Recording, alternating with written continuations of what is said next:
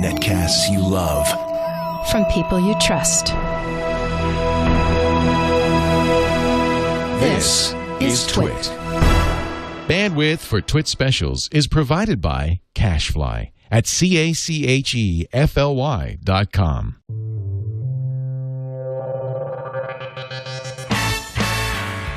This is TWiT Live special number 124, recorded May 6th, 2012. The Sugar Hill. Hi, Leo Laporte here, and this is something kind of unusual. Our good buddy Steve Gibson is also here with us. Steve, of course, is the host of Security Now, a security guru, a computer, I want to say this up front, computer scientist by training.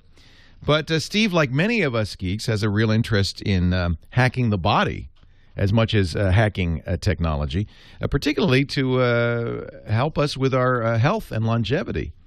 And he's been, I know, for the last year or so, really been paying a lot of attention to health and nutrition. And you did a special on vitamin D. First of all, welcome, Steve Gibson. Good to talk to you.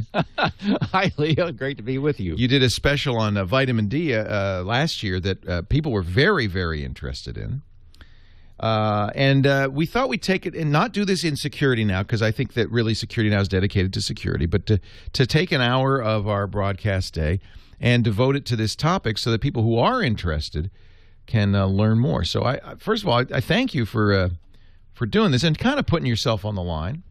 There are a lot of people in the nutrition field and the medical field who want a monopoly on all this, and I don't know if that's strictly speaking fair. I think there's a lot of information out there, and sometimes conventional wisdom is far from wise. So I'm very interested in what you found, and you use yourself as a guinea pig, I gather.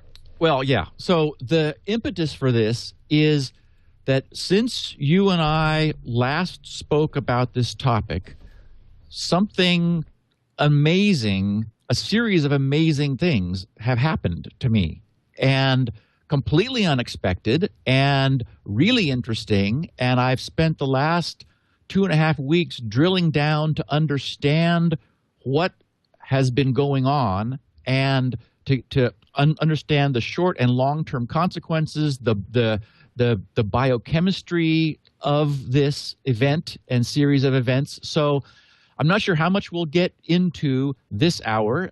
You've said if we don't get enough done, we might be able to continue this next week. So first, the way I want to organize this is to tell you what happened and then tell you everything that I know about the consequences. I mean, like why this happened and what it means. So we'll sort of just take it from there. And I know this is going to be something that you and anybody who's really interested in the dynamics of how our body and our diets affect our lives will care about. Good. So I'm excited. I'm fascinated. I've got my notepad and pen ready. I do want to give the disclaimer that you're not a physician. You're not a nutritionist. This is not your business. You're just a smart guy who's done a lot of research on his own. And, of course, nobody should take our advice without consulting their own medical authorities first. Right. That's just so I don't get sued. Right. Now, go ahead. Okay. So as you know, starting around the beginning of this year, 2012, I became interested in this whole issue of paleo diet stuff. The notion that, which Gary Taubes was part of the genesis of this, as were others. There's a Ron Rosedale who's involved, and Jeff Wolf, and it's a huge trend right now. Well, and you know, and by the way, fad diets, many of them are crap.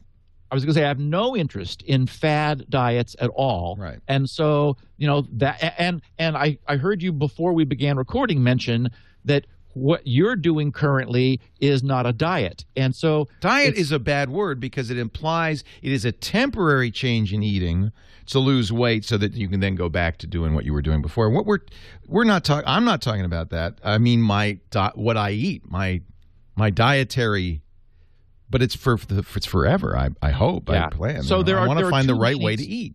There are two meanings to the word. Right. One is the sort of the popular, oh, I'm dieting because I want to lose weight. Right. And if someone then stops doing what they were doing differently and returns to what they had been doing, their body will take them right back to where they were. As I have learned over and over again.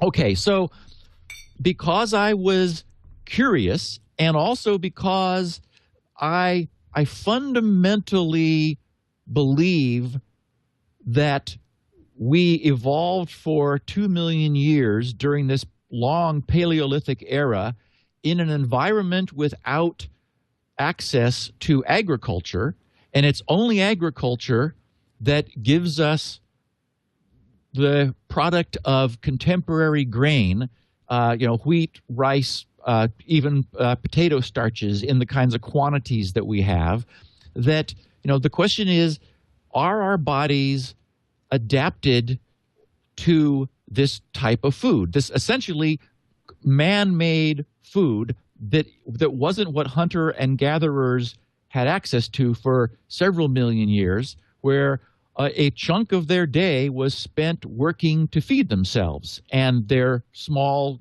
communities. So because I was interested, and I mean, I've learned that I'm much more of a skeptic than I thought, because I've been very surprised by a number of things that have happened in the last 20 days, which I didn't expect. What I did was I began for a couple of months just cutting out all carbohydrates. What I wanted to see was whether I could measure an increase in my body's sensitivity to insulin, and also play with other common factors like triglycerides, which, and I mean, the argument is that even though they are blood fat, that they're not from dietary fat, they're from dietary carbohydrate. And so I made some changes to my diet to play with these numbers and saw immediate results, but I also expected that changes in things like sensitivity to hormones, like insulin, I wouldn't see for months and months. So I was completely prepared and am to avoid all of these products, all wheat products, cookies, crackers, cakes, pretzels, chips, all of that, potatoes, rice. I love Chinese food, but unfortunately, rice is carbohydrate. We'll be talking a lot about the biology of this later, but I want to explain what happened, which was on Tuesday of April 17th, I hadn't been monitoring my heart rate for a long time on my stair climber. I've been using the stair climber as my preferred mode of exercise for decades now. And I've talked about it from time to time on the podcast. And I'm very well trained up on the stair climber. I can go 35, 45 minutes. Sometimes I'll push myself to do 60 at a very good pace. And so because this is something I do almost every day, cardiovascularly, although I'm, a desk-bound computer guy, I'm very well trained cardiovascularly, so that I can go out and do like a 25-mile bike ride up steep hills just whenever I want to. But the batteries had run out of my heart monitor and monitor wristwatch and things, and I hadn't watched myself for one of my workouts for a long time. So this Tuesday, which was actually the Tuesday before the last podcast you and I did before you left for Norway, that Tuesday afternoon, I strapped on my heart monitor and started the wristwatch recording, got on the stair climber, as I always do, and set off on. And because I was recording, I wanted to do an extra long one, which for me is 60 minutes. And I need to explain that, this is hard for me to do. 60 minutes is like, oh, goodness. I noticed that I normally am trying to read while I'm on the stair climber so I don't die of boredom. And at about 35 to 40 minutes, I'm really wanting to stop. And in fact, I'm unable to really concentrate much on the reading because I'm just working to get through this exercise. And what I always know, and I did see this time, is by around they end, maybe around 45 minutes or so, or maybe 50, my heart rate is up at about 153 beats per minute. And that's where it ends. It's like it gets up, climbs steadily over the course of the workout up to about 153. And I am, at that point, utterly exhausted. I stop, I rest on the bars of the stair climber and catch my breath. Then after I've cooled off and stopped perspiring and I shower, I'm a little shaky. I mean, I've worked so hard during that period of time that I'm used to being a little, not really fragile, but I've got to make sure when I'm washing my feet, I don't slip in the shower, because I'm not all there yet. And then I notice it maybe 45 minutes later is this wonderful endorphin high. And I've often wondered if maybe one of the reasons I work out the way I do is I really like those endorphins. I mean, they are just a fantastic feeling. So, that was what happened Tuesday. And, I monitored this. I got a nice recording of my heart rate. I was very pleased with my heart rate recovery. When I stop, my heart rate just drops right back down to about 100 and then slowly continues to drop. But as we know, heart rate recovery is one of the measures of good cardiovascular fitness. So went through the rest of the day, got up the following Wednesday, the 18th, and when I peed, I noticed this odd smell from my urine. And I thought, wow, that's weird. And I'm sensitive to asparagus, and many people may have noticed that if they like asparagus and eat it, that it does change the smell of your urine as a consequence of just some of the chemistry in asparagus interacting with your body. Apparently not everyone has that happen, but I do. And so, but I hadn't had any asparagus, but it was that kind of a scent. I mean, there was definitely something different that was strong. And I thought, wow, that's interesting, but didn't think too much of it. You and I did the podcast that late morning, and I went about the day. Thursday. Oh, and also I should say, when I continued to urinate, to pee, as I did throughout the day, always with this interesting odor that I had never experienced before. And the same thing Thursday morning. And after breakfast, I thought, okay, I got to get down to what's going on here. What's the story? And in the back of my mind, just from things I had read and I don't even remember where I had encountered it, but I Googled ketosis urine smell. And sure enough, lots of people know about this. Ketosis is, and I'll talk a lot about it. For the moment, I'm really tuned up on what this is all about. It's a process of energetics that our liver is put into when we are burning fat. And there's a lot I want to say about it, but I want to continue to explain what went on. So people who are on low carbohydrate diets, where they hold their total dietary daily carbohydrate to below about 50 grams a day. Carbohydrate of all kinds has 4 calories per gram, so 50 grams would be 200 calories worth of carbs. When that's done for some length of time, their body will switch, their liver predominantly will switch into this mode where it's producing what's called ketones, which are, and I'll explain again the biology of this at length in the future, but they're chopped up fatty acids, which are sort of a surrogate for glucose. All of our muscles and cells in our body are able to burn 3 different energy substrates: glucose, which comes from carbohydrate typically. Also, if from protein, you can have something called gluconeogenesis to synthesize glucose from protein, or fat can also be burned, and ketones. So I started reading about this, and in looking around, I learned that there are some ketosis sensor sticks, so a little home urine test you can do, because there is a variant of ketosis which is a bad thing to be in, which is called ketoacidosis. And in fact, ketosis has a bit of a bad reputation just due to historical inertia, because it was first observed in diabetics who had uncontrolled diabetes. And in fact, that's why Bayer produces these things called keto sticks, Ketostix, is to help diabetics check themselves if they are worried that they may be producing ketones.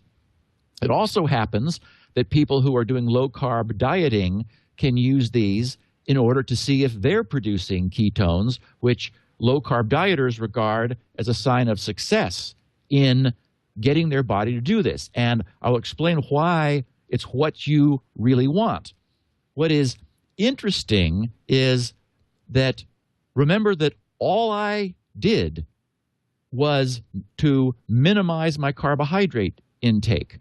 So that essentially, that and the exercise was sort of the catalyst. And also I had been minimizing my carbohydrate intake for some length of time. So I ordered some keto sticks through Amazon, but they don't ship them themselves, so it was going to be till Tuesday. But I did notice that Walmart and CVS Pharmacy had them, and I'll have a CVS nearby. So Friday, I went to get some, and sure enough, I was showing a high level of ketone production by my liver. People who have a lot more experience with this than I had at that point, although I've got quite a lot now, notice three things when they're in this state of ketosis. There are three primary types of ketones which are produced. It's got fancy, long chemical names mostly. There's one that's acetoacetate, and then beta-hydroxybutyrate, and then acetone. Well, the first two, the acetoacetate and the beta-hydroxybutyrate, are essentially the ones we want. The acetone is an unneeded byproduct of our livers breaking long-chain fatty acids down into smaller pieces. So it ends up, this acetone ends up being expelled in urine and breath when we exhale it, and also perspiration. So I have a friend at Starbucks who sometimes goes low carb in this dietary cycling we were talking about, and she notices it in her breath. I saw a report on the net from a mother whose kids wonder if she's chewing fruit gum when she's in a low carb diet, because that's the smell of her breath. So it was Friday that, and I think it was about Friday, maybe it was Thursday, I began realizing my skin smelled. I mean, and it was, I would describe it as a sort of a musky, fruity smell on my whole body. So it was coming out in my perspiration. And I was going to meet Jenny on Saturday down in Laguna Beach. And as we were corresponding through email, I said, by the way, I smell. And she said, what? What do you mean? And I said, well, you tell me what you think. Anyway, so the good news is she likes it. You know, caveman musk or something, I guess. I don't know. But so, you know, ketogenic pheromones. So so this is Saturday after 4 days of this. And I continued to read and learn about it. I noticed an apparent decline in the amount that I was smelling myself, both urine and skin. I never really noticed it in my own breath.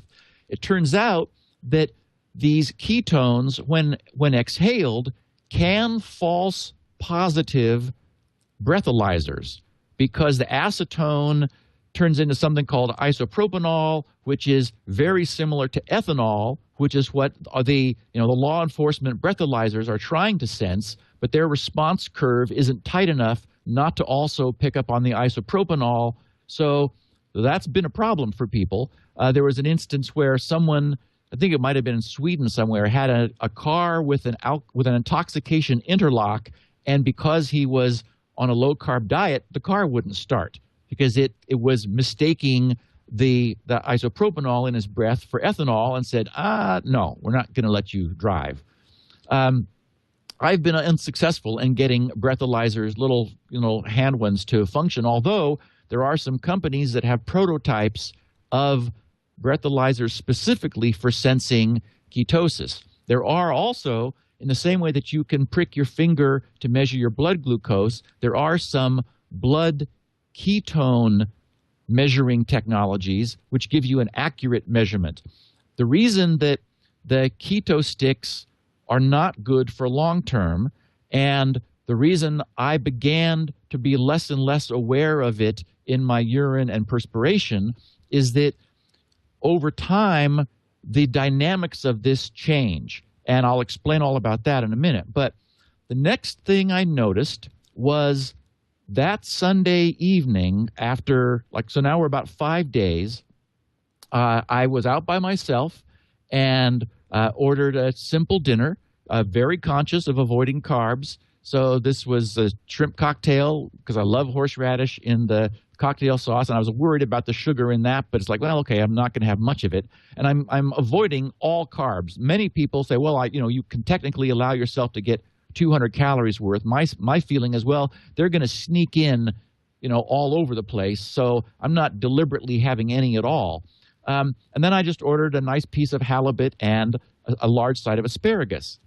Well, I was halfway through the fish and the asparagus, and I was full. Now, I know myself very well, as any mature person does, and I don't get full with that little amount of food. I hadn't had anything since breakfast at all, except sipping on coffee, and I was full.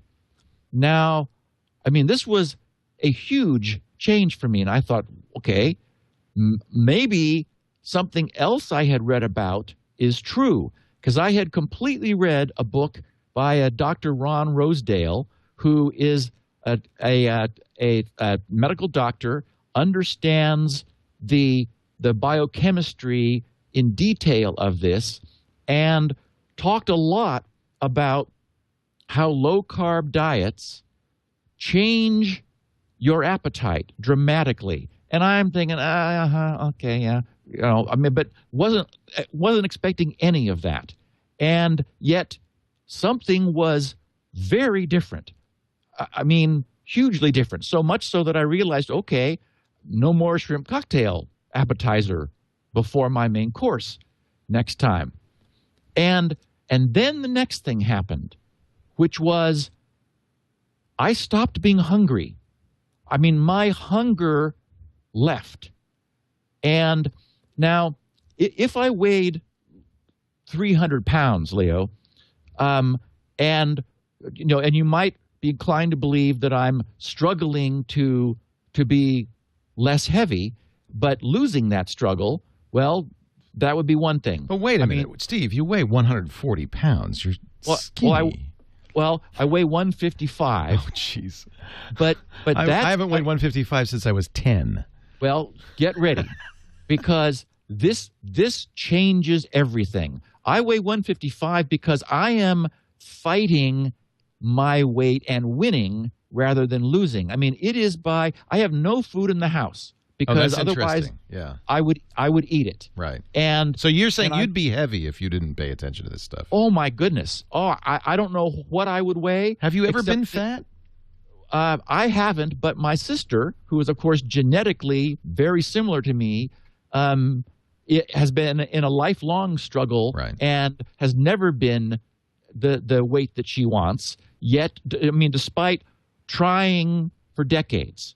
So it is, again, the same sort of determination that has me on the stair climber for an hour, has me I've arranged my life so that I'm helping myself to be the weight I want to be, but by sheer force of will. I mean really.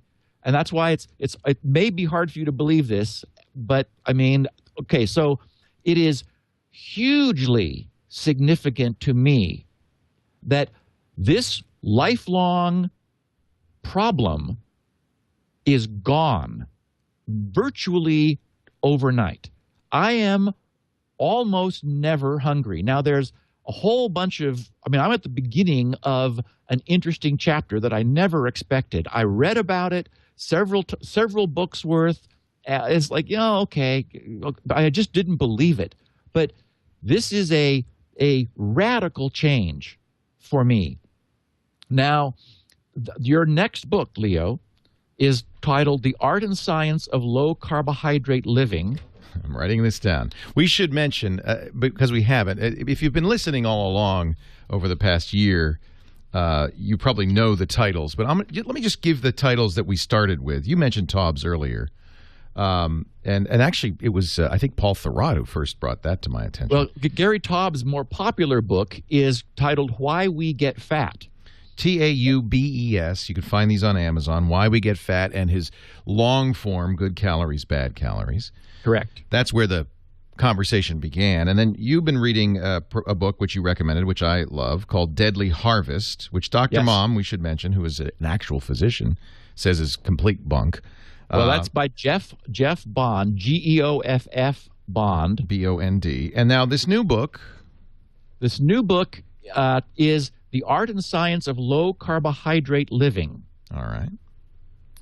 It's by two doctors, both PhDs. One's an RD, a registered dietitian. The other is an MD. And so I recommend it. It is an explanation of a lot of this stuff. It's written to a higher level, so much so that as I was reading it yesterday, around in chapter 10, I'm thinking, okay, wow, this is what I want, but I'll be a little more reluctant to recommend this to everybody because it is deep biological science. The other one, though, that is more accessible, and now I believe it, and now I want to reread it because now I believe it, it's called The Rosedale Diet, and this is by Dr. Ron Rosedale. And so that one I could suggest for somebody who's interested and looking at maybe weight loss and also performance. These guys. Oh, and there is another book, by the way, The Art and Science of Low Carbohydrate Performance, by the same two doctors, Finney and Volek. And I finished it cover to cover, and it's very interesting because of what happened next, Leo. So I go through a couple of weeks, and I'm amazed by something I can't believe, which is, I'm 57, and I've been fighting against food since I was post-adolescent, and struggling to keep myself at a weight I like. If this persists, and now I understand that it's real and why, if this persists, then this changes my life. This changes for me everything. This is not something I will I will drop. I've had to give up carbs, which means no soda, no bread, no pasta, no cookies and crackers and so forth. But and there is a radical change required, because if you're eliminating all of those calories that are traditionally received from carbohydrate, you need to replace them with something. And they are not replaced with protein, because you don't want to overeat protein. They are replaced with fat. And and that took me a while to get over, because fat has been hugely demonized in our society due to, unfortunately, some very bad science that was performed, which Gary Taubes does talk about extensively. But I want to continue with what happened, because it was this most recent Tuesday. This is so let's see. It was exactly 2 weeks from the Tuesday afternoon that I that I triggered myself into ketosis. 2 weeks later, I thought, well, I've been enjoying this huge change that I was no longer hungry. In fact, because I'm very busy and I've got so much going on, I kept finding myself fantasizing about not bothering to eat. Skipping, because it was optional now. It was just, okay, well, there have been some changes. I have not been losing weight, but I've been clearly losing fat and building muscle. My weight is still maintaining, although I do think it's dropping a little bit. That is when, there's day-to-day variation, so it's not easy to completely nail it down. But, my pants are progressively looser on me, so and I know that I've got good leg muscles from the stair climber. So there is some of that going on. I'm probably going to have to increase my caloric intake, but doing so will be a deliberate effort for me. I'm just not hungry anymore. So I'm really interested, Leo, in the long term, if you're interested in pursuing this sort of path, to see whether you're able to duplicate this experience, because it's dramatic for me. But on the stair climber, this most recent Tuesday, I strapped on my heart monitor again and the wristwatch, started it recording, and began reading. In this case, I was reading deeper into the art and science of low-carbohydrate living, and just working along on the stair climber. Enjoying the book, wasn't paying much attention. And at 34 minutes, I thought, I wonder what my heart rate is. The stair climber has an old version of the polar receiver. I'm using the newer coded versions, which it won't receive, so I can't see my heart rate on the stair climber's readout, but my watch receives it. So I look at the watch, and it says 153, which I couldn't believe. I hope that's not your heart rate. Oh, yeah, because I know dear. what... That's pretty I know high, dude. Well, I'm telling you, I really work out hard. Right, okay. But my point was, 2 weeks before... It was higher. 2 weeks before, at the end of 60 minutes, it was 153 from hell. It was I see. exhaustion. How you felt about it. Right. Yes, my subjective feeling of that heart rate is I could barely force myself to continue. This time, at 34 minutes, it was that same rate, 153, and I didn't even notice it. And I was focusing on the book. I wasn't distracted by how hard this was. And as a consequence of having all this instrumentation, I've established broad baselines for, how I feel when and where. And this is a change. This was phenomenal. And I also noticed that my breathing was relaxed and regular. I had said to some friends, my Starbucks friends, about a year and a half ago, that one of the reasons I felt winded was maybe when I'm reading and I'm distracted, I'm not concentrating on breathing. So I need to focus on breathing because I need to do so much of it at the rate that I'm working out. And that's the way it was 2 weeks before. This time, this last Tuesday, completely different. I was just sort of breathing in a relaxed, fine fashion, not winded, not gulping for air, not air-starved, as is one of the terms. And I also know why all of that has happened now, too. But I ended up finishing the hour without a great deal of trouble. It's still work. It was work I was doing. My heart rate ended up at 163, so 10 beats per minute higher now than it had been 2 weeks ago, with the same amount of work being done on the stair climber, yet an objective, a subjective, radically different experience. I couldn't believe it. I stopped. I wasn't exhausted. I wasn't shaky when I was showering afterwards, and no endorphin reaction, which frankly I missed because I like that little bit of endorphin high. But That's because I had not stressed my body to the same degree that I had doing exactly the same amount of exercise 2 weeks before.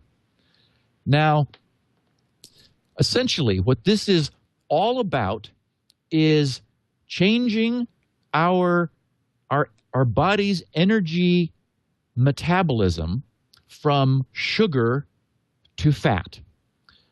And there are 3 reasons that I think someone might want to consider doing this. One is you get truly effortless weight management. And I mean that to the level where until you experience it, if you're a person who has fought their weight through their lives, until you experience it, you probably can't believe it. I mean, I didn't. I read about it. I was like, oh, okay, maybe other people. No, I mean, I'm there, and I'm stunned. So that's one reason. Amazing exercise endurance. Tests have been done on low-carb, high-fat, and high-carb, low-fat diets. And when they're done properly, the low-carb, high-fat diets blow the alternatives away. And we'll talk about why. So exercise endurance, also muscle building, and recovery is amazing this way. And then finally, long-term health benefits. I believe that because primitive man, where the human genome was designed, had no access to these dense carbohydrate foods, which we, in our cleverness, agriculturally created, and using industry then to mill the grain, which is even indigestible until it's milled, we created this whole new class of food, which, while it has an incredible amount of calories in it and is interesting and appetizing and can be created in all kinds of shapes and sizes and tastes, it isn't what we were genetically designed to consume. And what happens is when we feed ourselves glucose, sugar, carbohydrate, our bodies lunge for it preferentially.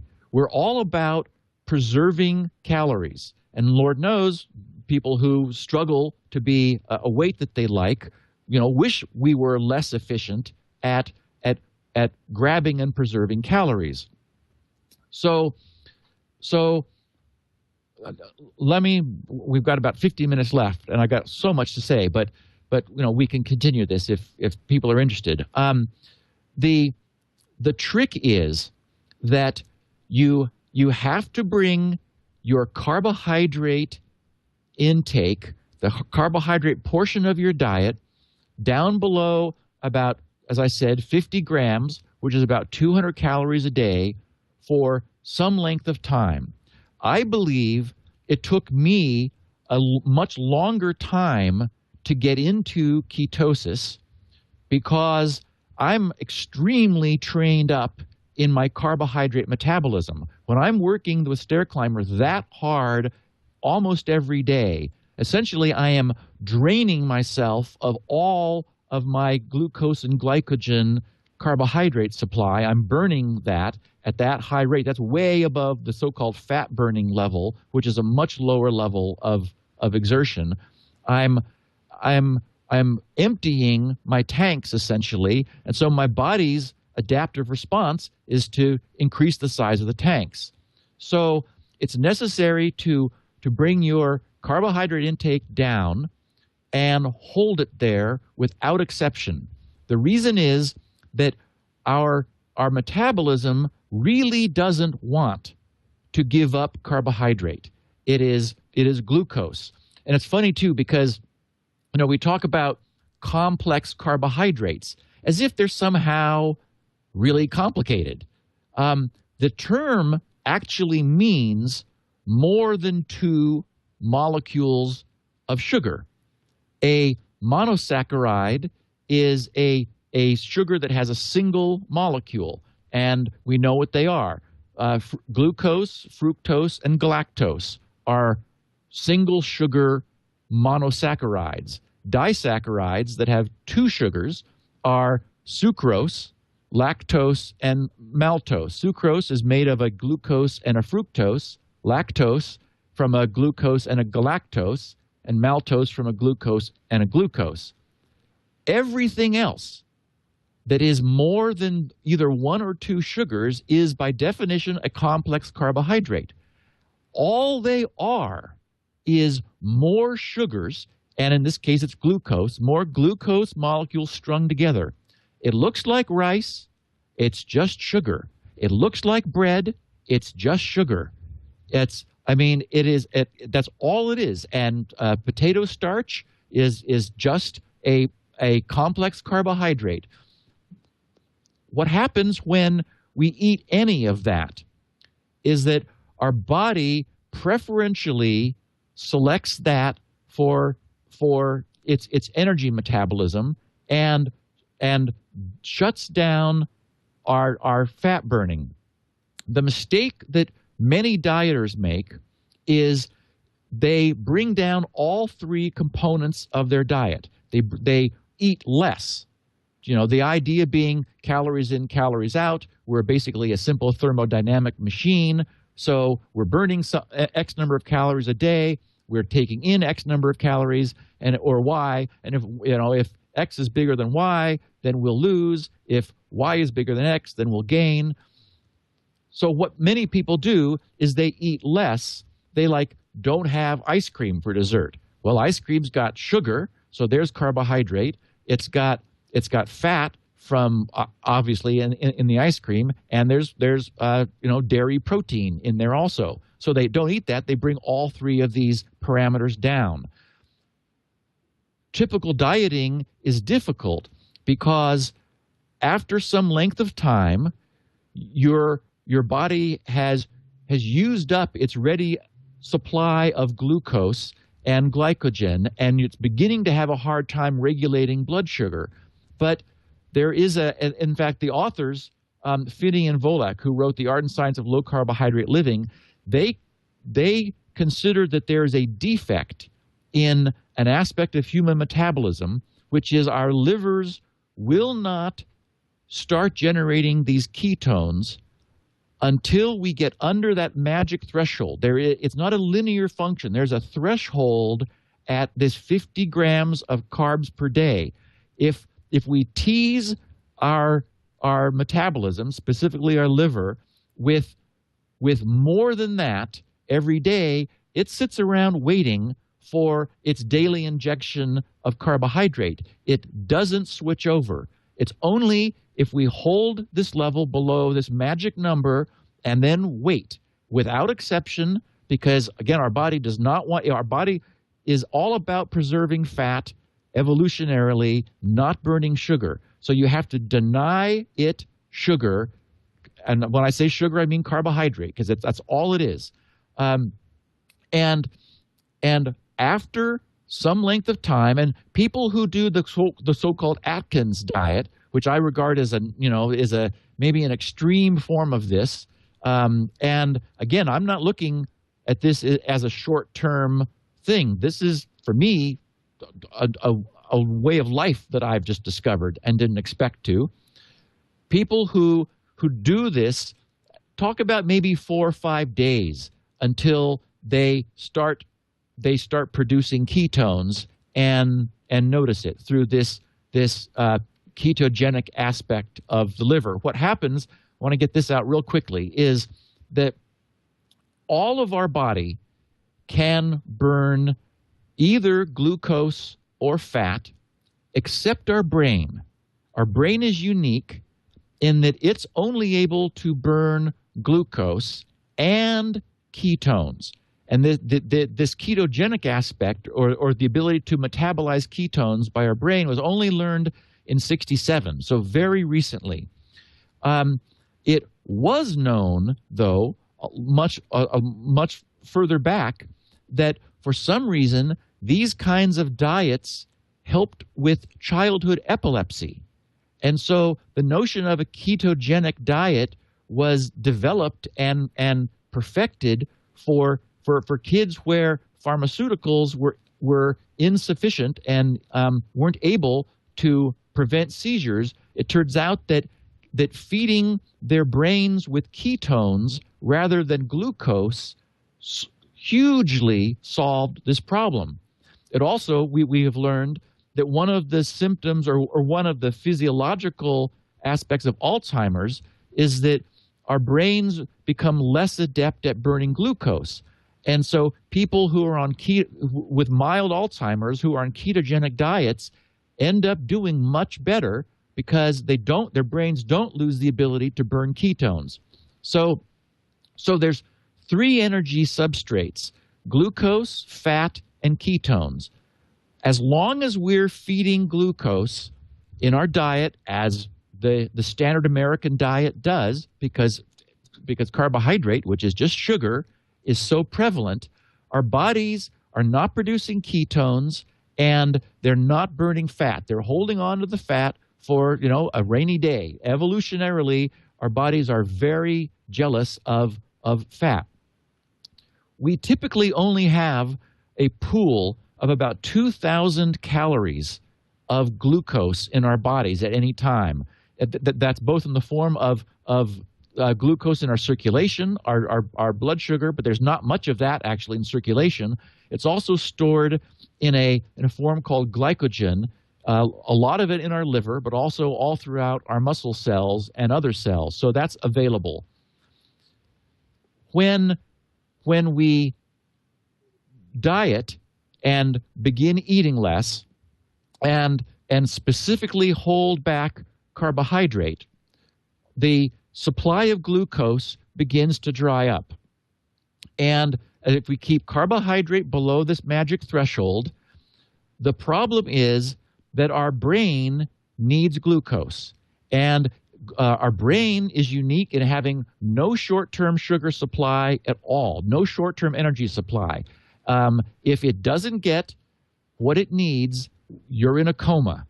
So supplying our brain with glucose or an alternative, which in this case is ketones, is crucial.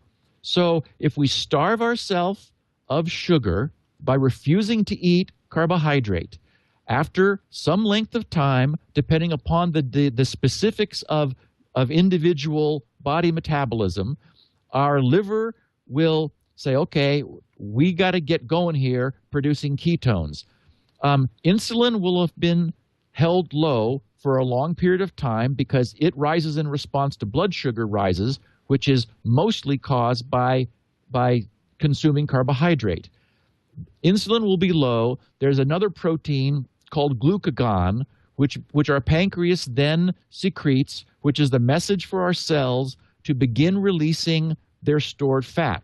That comes out into our circulation as free fatty acids, which our cells can burn. The problem is they're not used to it because they haven't been having to be used to it. So our liver, however, immediately begins burning these free fatty acids, chopping them up in pieces to create ketones. Free fatty acids are hydrophobic is the word. They're not water soluble. So they bind to albumin in our blood, which is a protein, the most prevalent protein in our blood, that allows them to be carried through the blood. But as we shorten these fatty acids, they become increasingly water soluble until when they're very short chain fatty acids, they can live in water by themselves. That's important because only water-soluble material is able to cross the blood-brain barrier. So glucose is water-soluble, as are these ketones. So our brain begins getting its supply of ketones. All of our other muscles and body cells are also able to burn ketones. So initially, our brain is competing with our untrained, unfat-burning trained body for this source of ketones. Thus, the reason I was initially producing so much of them. What happens over time, though, is there's the genetic expression as a result of lack of glucose and the availability of free fatty acids in our blood, which then begins to cause our cells to synthesize enzymes for metabolizing fat. We get better at burning fat. And this is the so-called, there's something sometimes called the Atkins flu. It can take like from several weeks to a month for, even after we get into this mode of ketosis, for our body to adapt to fat burning completely. What ends up happening is, I mentioned, remember that there are three types of ketones, the acetoacetate, the beta-hydroxybutyrate, and acetone. Initially, our cells are burning both of those, but our muscle cells learn to only burn the acetoacetate, and it's oxidized to the beta-hydroxybutyrate. So our muscles end up producing the ketone that our brain most wants and is able to metabolize. So that's where I am at this point. I didn't expect any of this. It's changed my experience of eating for the rest of my life. It's a sacrifice. As I said to you at the beginning of the podcast, Leo, I talk about this as life over on the other side of the sugar hill. I mean, there's a steep climb you have to make. You have to change the way you eat in order to get this. But there are many things going on. For example, I was breathing so much easier because there's something called the respiratory coefficient. Carbohydrate, sugar, has a respiratory coefficient of 1:1, which is the amount of CO2 produced versus oxygen consumed. Protein is 0.85, so you only produce 85% as much CO2 as oxygen. Fat, which I am now burning, is 0.7. So I was producing only 70% of the CO2 when I'm in my most recent stair climber workout. Actually, I should say I did it again yesterday to verify all of this was still the case, and it was. We breathe for two reasons: to get oxygen in and to get rid of CO2. CO2 is acidifying, and we need to keep our blood pH balanced. So the reason you huff and puff when you're doing exercise work is as much to get rid of carbon dioxide, to exhale the CO2, as it is to bring in oxygen. And so when you're burning fat, you're producing only 70% as much CO2. Thus, my respiration was completely changed. And this will be continued at a later date because we are out of time. I wish I had more time to give you. We can do this again next week.